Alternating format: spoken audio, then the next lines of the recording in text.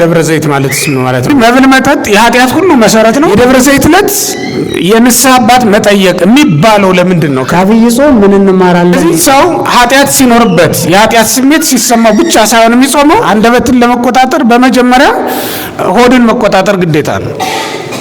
ሆድን መቆጣጠር የቻለ ሰው አንደበቱን መቆጣጠር ይችላል።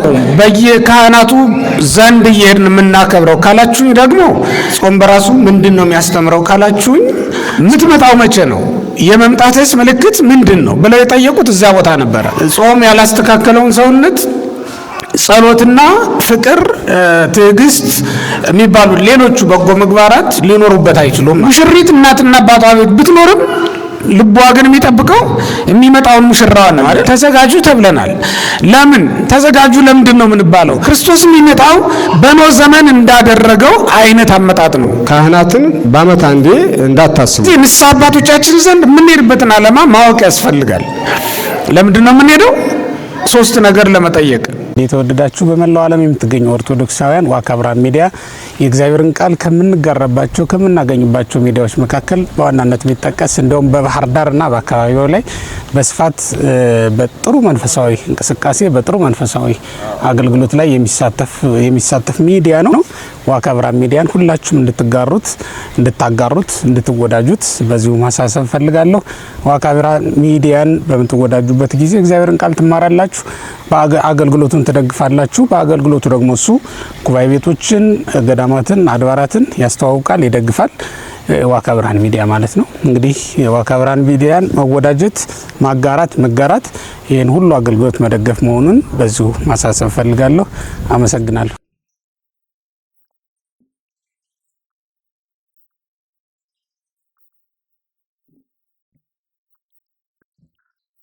የመጀመሪያውን ጥያቄ ይጀምራለሁ። የኔታ ካለንበት ወቅት አንጻር የተጠየቀው ቁጥር 1 ላይ የተቀመጠው ከአብይ ጾም ምን እንማራለን የሚል ጥቅል ጥያቄ አለው።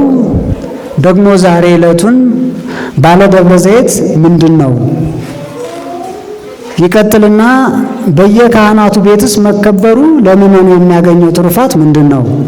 ይህ ቀጥልና እዛው ጥያቄ ቁጥር 1 ነው። በምን መልኩስ ማከናወን ይቻላል? ዘለቄታውን አስጠብቆ ለመቀጠል በምን ሁኔታ መጀመር ይቻላል? እንደምን አደራችሁ? እንኳን አደረሳችሁ። ልዑል አምላክ ያው እግዚአብሔር በመንግስቱ ለዘላለም ጸንቶ የሚኖር ዓለምን የፈጠረ ዓለምን የሰራ ዓለምን የሚያሳልፍ እሱ ነውና ለስም አጠራሩ ክብርና ምስጋና ይግባው። ቅዱስ ጳውሎስ በደማስቆ ጎዳና በተጠራ ጊዜ ከድንገት ከተገለጠው ብርሃን ውስጥ የሚወጣው ድምፅ ለሰዎቹም ተሰምቷል። መልእክቱ የደረሰው ግን ለቅዱስ ጳውሎስ ብቻ ነበረ። እንግዲህ የተጠየቀው ጥያቄ በእኔ እምነት በእኔ ግምት ሶስት አይነት ይዘት አለው። አንደኛው ምስጢሩ ነው። ሁለተኛ ታሪካዊ አመጣጡን ነው። ሶስተኛ ደግሞ እንዴት መቀጠል አለበት የሚለው ቀጣይነት ሂደቱ ላይ ነው የተነሳው ጥያቄ ያለው። ምስጢሩ የምንለው ከጾሙ ምን እንማራለን የሚለው ነው የመጀመሪያው። ከዛ ደብረ ዘይት ማለት ምን ማለት ነው የሚለውም እንዲሁም ምስጢራዊ ይዘቱ ምስጢራዊ ጎኑ ነው የሚባለው ነው። አብይ ጾም ከሌሎቹ አጽዋማት በተለየ ሁኔታ የምንማርበት ብዙ ነገር አለው። ራሱን የቻለ ባህሪ ያለው ጾም በራሱ ግን አስተማሪ ነው ለሰው ልጅ።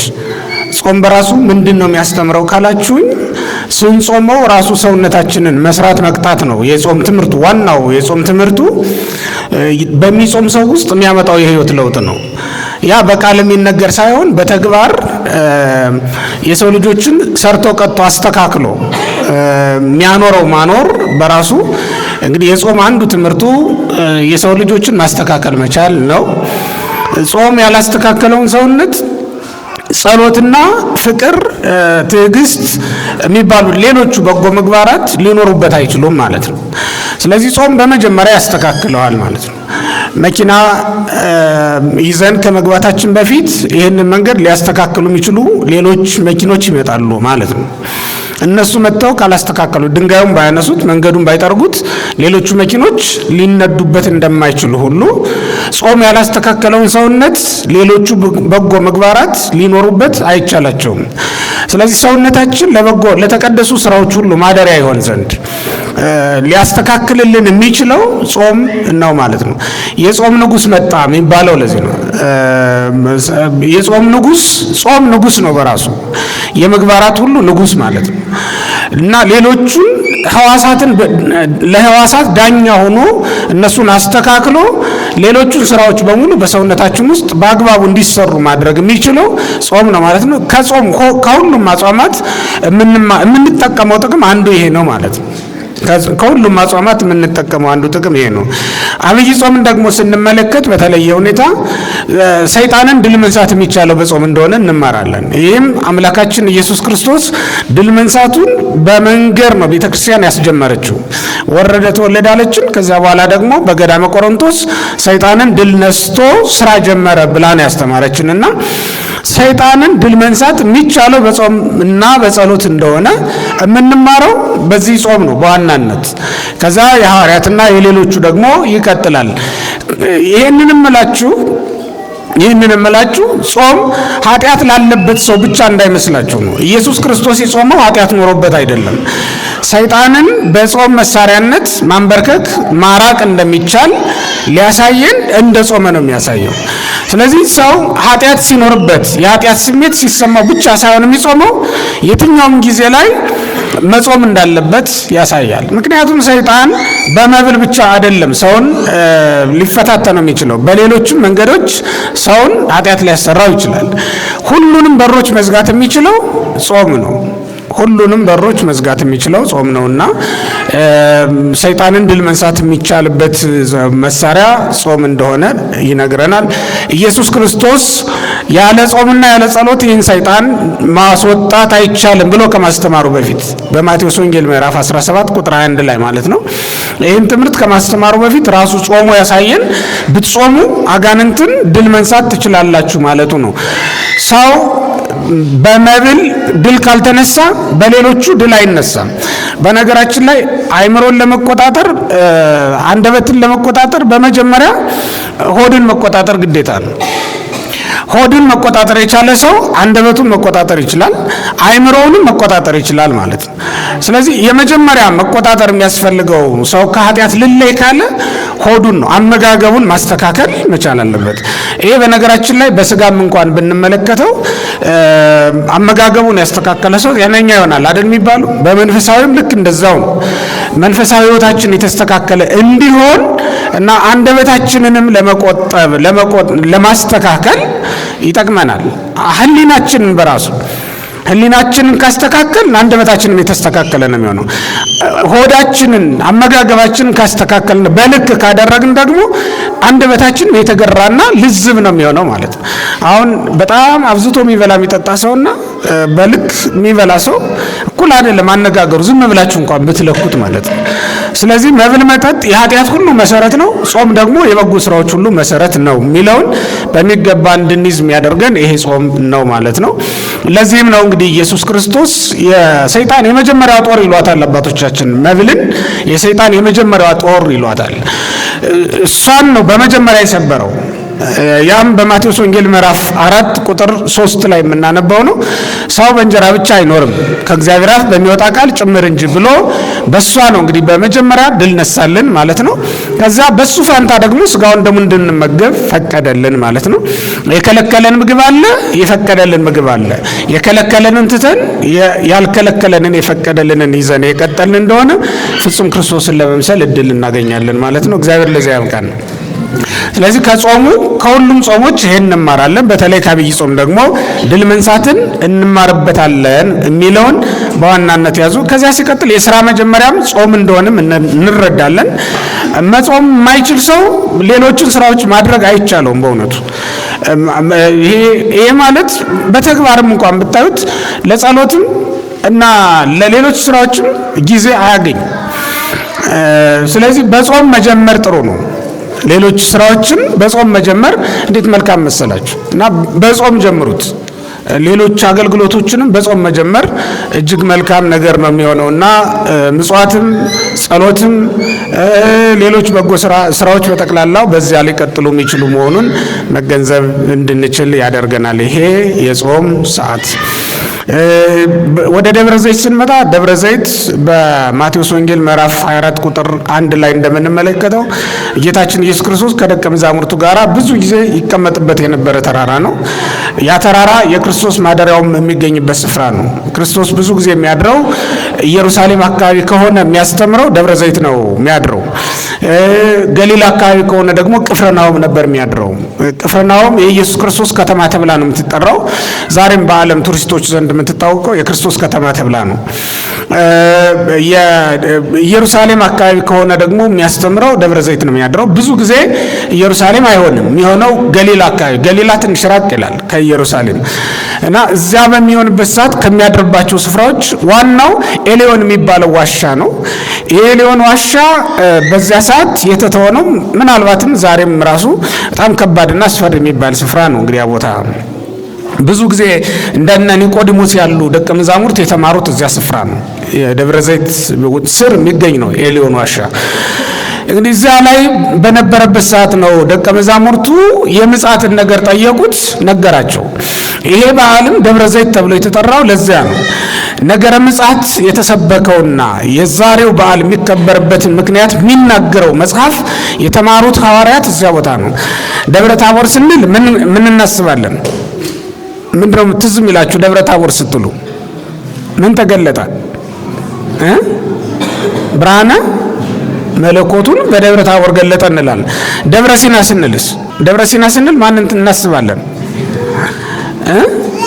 ሙሴ ነው አይደል? ትዝ የሚለን ሙሴ ትዝ ይለናል። እዛ ደግሞ ሙሴ በሐመልማልና ነበልባል ተዋህደው ያየበት ቦታ ነው ብለን እንናገራለን። ስለዚህ ሁሉም ተራሮች የየራሳቸው ታሪክ አላቸው። አሁን ስለ ደብረ ዘይት የምናነሳው ታሪክ የሚገኘው በብዛት የተነገሩ የምጽአት ምልክቶች፣ የዓለም መጨረሻ፣ የሚመጣበት ዘመን ምልክቶችን የነገራቸው እዛ ቦታ ላይ ስለሆነ ደብረ ዘይት ብለን በዓሉን መጥራታችንም ከዚህ የተነሳ ነው ማለት ነው። ለምንድን ነው በየካህናቱ ዘንድ እየሄድን የምናከብረው ካላችሁ ደግሞ የምትመጣው መቼ ነው? የመምጣትስ ምልክት ምንድን ነው ብለው የጠየቁት እዚያ ቦታ ነበረ። የክርስቶስ ያ ማደሪያው ነው ብያቸዋል። ደብረ ዘይት ደቀ መዛሙርቱ ሂደው እዛ ነው የጠየቁት። ወንጌሉም እንደሚነግረን ንግረን ማይዜ ይከውን ምጽአትከ ወምንት ታምሪው ለምጽአትከ ደብረ ዘይት ላይ ማለት ነው። ለዚህም ነው ካህናቱ ዘንድ እየሄድን የምንጠይቀው። ዛሬ የምንሄድባቸው ምክንያቶች ጌታ የሚመጣው መቼ ነው ብለን ለመጠየቅ ነው። ካህናቱ ዘንድ እንድንሄድ የተደረገበት አንዱ ምክንያት ይሄ በዋናነት ልትይዙት የሚገባ ጉዳይ ነው። ይሄ ጉባኤ ለምንድን ነው የደብረ ዘይት ዕለት የንስሐ አባት መጠየቅ የሚባለው ለምንድን ነው ከተባለ የቤተ ክርስቲያን ትልቁ አጀንዳዋ እና ተስፋ የምታደርገው ቀን ጌታ የሚመጣበት ቀን ነው።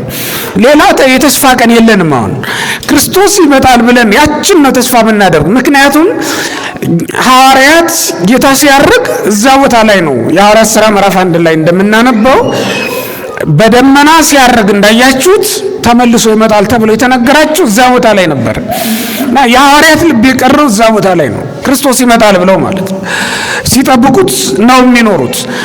ቤተ ክርስቲያን ምን ጊዜም የምትጠብቀው ክርስቶስን ነው። ሙሽራዋ ክርስቶስ ነው። ሙሽሪት እናትና አባቷ ቤት ብትኖርም ልቧ ግን የሚጠብቀው የሚመጣውን ሙሽራዋን ነው አይደል? የሰርጓ ቀን ደርሶ ከሙሽራዋ ጋር ተዋህዳ ቤቷን ሰርታ የምትኖርበትን ቀን ትጠብቃለች። ምዕመናንም እንደዛ ናቸው።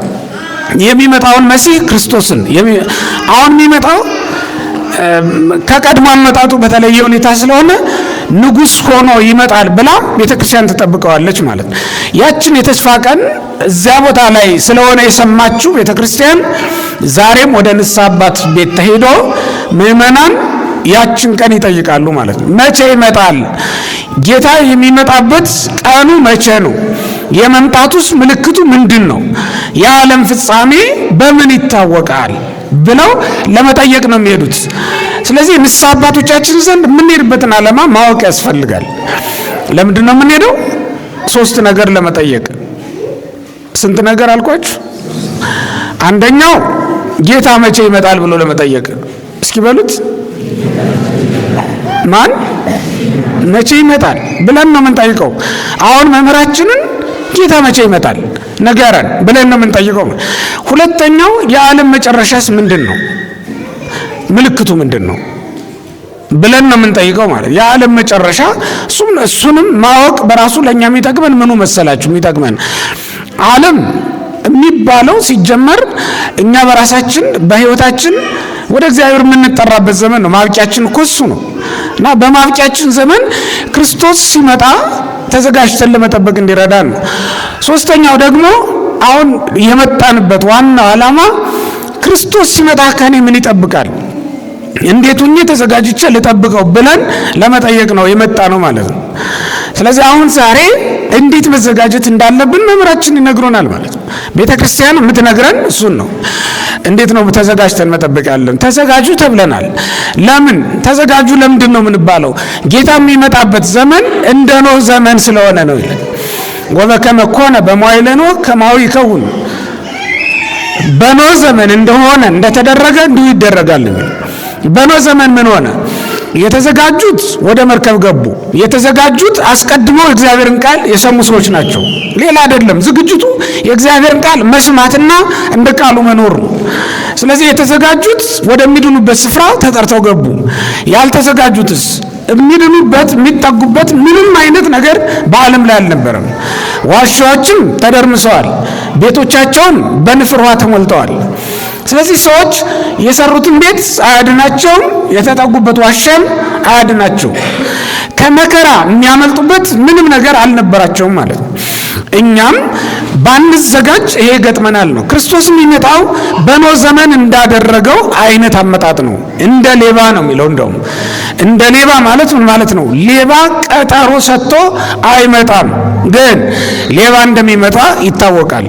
ሰው በሩን ካላጠበቀ ጠብቆ ነቅቶ ካልተዘጋጅቶ ካልተቀመጠ ሌባ በመጣ ጊዜ ሀብቱን ንብረቱን የመዝረፍ ዕድሉ ሰፊ ነው ማለት ነው። እንደዚያ እንዳትሆኑ ድንገት ይመጣል የሚለውን ነገር ነግረን ለመስደድ ነው ወደ ቤተ ክርስቲያን ኑ የሚባለው። በዚህ ቀን አንዱ ዓላማው ይሄ ነው። እንዴት ነው እሱ የምናስቀጥለው ከተባለ ደግሞ ይሄ ለልጆቻችን ማውረስ ነው። አሁን ልጆቻችሁን ይዛችሁ የመጣችሁ ሰዎች በጣም ጥቂቶች ናችሁ። ይህንን ለልጆቻችሁ በተግባርም ማሳየትና ማውረስ ይገባል። እንግዲህ እንዴት እንደመጣችሁ ስለማላውቅ ምናልባትም ተሳፍራችሁ ስለሆነ የመጣችሁ የመኪና ጥበት ሊሆን ይችላል፣ አለበለዚያ ሌላም ነገር ሊሆን ይችላል። ወይም ደግሞ ለነሱ ሌላ መርሃ ግብር ማዘጋጀት የሚቻልበት ሁኔታም ሊኖር ይችል ይሆናል። እናንተ ያሰባችሁትን ስላላወቁ ብዙ አልፈርድባችሁም። ግን እንዲህ በቅብብሎሽ ነው አባቶቻችን እኛ ከሐዋርያት የተቀበልነውና ስለዚህ አሁን እናንተ በሐዋርያት ፋንታ ናችሁ፣ መምህራችሁ ደግሞ በክርስቶስ ፋንታ ናቸው ማለት ነው። በዚህ ሁኔታ የክርስቶስን የመምጣቱን ምልክት እየተረዳን ክርስቶስ ሲመጣ ተዘጋጅተን ለመጠበቅ ያበቃን ዘንድ የተጠራን የመጣን መሆናችንን ማወቅ ያስፈልጋል። ይሄ ነው እንግዲህ እንደመነሻል ከካህናት ቤት የመከበሩን ጉዳይና እንዴት እናስቀጥለው የሚለውን አሁን እረኛውም ጠባቂውም እዚህ ስላሉ እሳቸው እንዴት ሊያስቀጥሉ እንዳሰቡ ከእሳቸው መስማት እንፈልጋለን። እግዚአብሔር ይስጥልን። እንግዲህ የኔታ ሊቀ ሊቃውንት በትልቁ በሰፊው ስለነገሩን ከዚህ ላይ የሚጨመር አይኖርም። ደብረ ዘይት ምንድነው የሚለውን አይተናል። ካህናቱ ከልጆቻቸው ጋራ የሚያከብሩበትንም ደቀ መዛሙርቱ ከክርስቶስ ጋራ ደብረ ዘይት ከተባለ ቦታ ላይ ስለ ነገረ ክርስቶስ ስለ ነገረ ምጽአት ጠይቀው የተረዱትን በደንብ ነው አብራርተው የነገሩን። ይህ በየካህናቱ ቤት ይህ መነሻ አድርጎ እንደሚከበር እናውቃለን። እንዴት ይቀጥል የሚለው አሁን እንደዚህ ተጀመረ። አባቶቻችን የራሳቸው ሲያሰሩበት የቆዩበትና እያሰሩበት ያሉበት ጥበብና ልምድ አላቸው። እንዳለ ይቀጥላል። በእያንዳንዱ ቦታ የተለያየ ልምዶች አሉ፣ የተለያዩ ልምዶች አሉ። ምናልባት ሁልጊዜም የሰው ልጅ የምጽአት ቀኑ ነው ተብሎ ቢታሰብም መቼ ክርስቶስ መጥቶ እንደሚወስደውና የሞት ቀኑን በእኛ የታወቀ ባይሆንም ስለዚህ ከዚህ የተነሳ ሁልጊዜም መዘጋጀት እንዳለብን ብናስብም ብንማርም በተለየ ሁኔታ ግን ያው በዓመት አንዴ ህዝቡ ወይ ደግሞ ምእመናኑ ወደ ካህናቱ መጣታቸው ተገቢ ነው ብለን እናስበው እናስተምረው። ሁልጊዜም ዝግጁ ሆነን በሳምንትም በቀንም እንዳስፈላጊነት ልንሄድ እንችላለን። እንዳዝምሮ ተኝቶ ኑሮ በዓመት አንድ ቀን የአባቱን የካህኑን ቤት እየጠየቀ መምጣት ይሄ እንዳው መቼስ ከሚቀር የሚሆን ካልሆነ በቀር ትክክል ነው ብለን አናስተምርም። አንዳንዴ የአባታቸው ቤት እስኪጠፋቸው ድረስ የአባታቸው ስም ጠይቀው የደብረ ዘይት ዕለት የሚመጡ ምእመናን እንዳሉ እናያለን። እና የደብረ ዘይት ብቻ መምጣት ግንዛቤው አላቸው ማለት ነው። ሁልጊዜም ከካህናት ጋራ በንስሐ በትምህርት ያደግነ ወደ ክርስቶስ መቅረብ እንችልበት መንገድ ያ ነው። ነገር ግን ይህ እየተረሳ በዓመት አንዴ ብቻ መምጣት እንዳይሆን እሱን መታሰብ አለበት። በተለያየ ቦታ ያየ ነው። እንደው የንታም ክቡር ሊቀ ሊቃውንት ዲማን ስለሚያውቁት እዛ ላይ በአካባቢ የተለመደ አንድ ነገር ልናገር። ከካህኑ ቤት ነው የሚከበረው። ዲማ ላይ ገዳም ነው። አባቶች እዚያው ከገዳሙ ነው የሚኖሩት።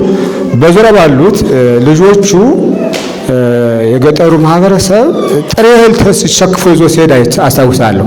ጥሬ እህል ሸክፎ ይወስዳል። አሰባስበው ኮሚቴ አቋቁመው ያንን ዓመት ከዓመት ከአባታቸው ተቀምጦ በበዓል ለድሃዎች ሲሰጥ አስታውሳለሁ። በበዓል እየወጣ ለድሃዎቹ ይሰጣል እና ደብረ ጽሙና የሚባል ታላቅ ገዳም አለ። ከዲማ 2 ሰዓት ወደ ምስራቅ የሚወስድ እዛ አካባቢ ያሉ ካህናቶች እንደዚያ ሲያደርጉ ነው ማስታወሳቸው። የደብረ ዘይት ዕለት ሁሉም ያለውን እንደ ሽምብራውንም ባቄላውንም ጤፉንም ያገኙት ነገር ይዘው ይሄዱና አሰባስበው ያንን በዓመቱ ኮሚቴ ተዋቅሮ በበዓል ሲዘክሩት ያለው ይሄ ጥሩ ልምድ ነው። ገዳሙ ላይም እንዲሁ ለአባቶች ይሰጡና ባለተስፎች ከአባቶች የተቀበሉ መኖር የሚችሉበት መንገድ ያየውበት ትልቅ ልምድ ነው ብዬ ነው የማስበው። እኛ በዛ መንገድ ማስሄድ ከተቻለ ራሱን የቻለ ለዳዎች የምንዘክርበት መራግብር ልናወጣ እንችላለን ማለት ነው። ተወሰነ ነገር ትኖርና ለዳዎች የምንዘክርበት መቼስ ክርስቶስ አሁን የደብረ ዘይት ተቀምጦ ከተናገረው አንዱ ብራብ አላበላችሁም የሚላል መጨረሻ ላይ እስከ ምዕራፍ 24 እስከ ምዕራፍ 25 መጨረሻ ድረስ ነው ደብረ ዘይት ከተባለ ቦታ ላይ ተቀምጦ ያስተማረ ማለት ነውና ክርስቶስ ሲመጣ ከሚጠይቃቸው ብራብ አላበላችሁም፣ ብትጠማ አላጠጣችሁም፣ ብታረዝ አላለበሳችሁም የሚሉ ጥያቄዎችን ይጠይቃል። የሥነ ምግባር ጥያቄዎች ማለት ነው እና ጥያቄዎችን ለመመለስ ዳዎችን የምንጎበኝበት ጊዜም እንዲኖር ማድረግ በጋራ ሆኖ ማን ምን ያስፈልገዋል የሚለውን የተረዳን መርዳት እንዲኖር እሱን ነው። ከዛ ውጭ ካህናትን በዓመት አንዴ እንዳታስቡ። በዓመት አንዴ አለም በየቀኑም የሚመጣ ሰው እንዳለ አስታውሳለሁ። ነገር በዓመት አንድ ቀን የሚመጣ ሰው ደግሞ ያለው ማለት አንዳንዶቻችሁ ማስጠንቀቂያ ተሰጥቷችሁ የምትመጡ እንዳላችሁ ስለማስብ እሱ መሆን የለበትም። በእርግጥ እኛ ልጆች የሚያክል የጎላ ቢሆን እንደጠቅላላ የሌለውን ሰው ማስተማር እንዳይሆን እንጂ እንዲህ አይነት ነገሮች ስላሉ በየቀኑም በየሳምንቱም በየወሩም መገኘት ተገቢ ነው የሚሆነው። የእንታ የተናገሩት ነገር የሕፃናትን ዛሬ አንዳንዶቻችሁ ይዘን እንጣ ያላችሁ ነበራችሁ። ነገር ግን ለሕፃናት የተዘጋጀ ቦታም ስላልነበረ ከኛ ጋር አብሮ መሄድ ስለሚያግታቸው ራሱን የቻለ መራግ ስላላችሁ ነው የእንታ ነፍስ እንትን ያላልናቸው። ሳምንት የሕፃናት መራጉን ነበረን። በየወሩም የሕፃናትም የወጣቶች ስላለን በዚያ ስለምናሴር ነው። ምናልባት አሁን ይዞ መውጣታቸው ትልቅ ነገር ነው። ነገር ግን አብሮ ለመከታተል ምቹ ላይሆኑ ይችላሉ። ለነሱና ለኛ ተመሳሳይ ትምህርት ማስሄድም ስለሚከብደን ለብቻቸው አዘጋጅተን እንደተውናቸው እሱን እንትን እንዲረዱልን ነው። እግዚአብሔር ይስጥልን።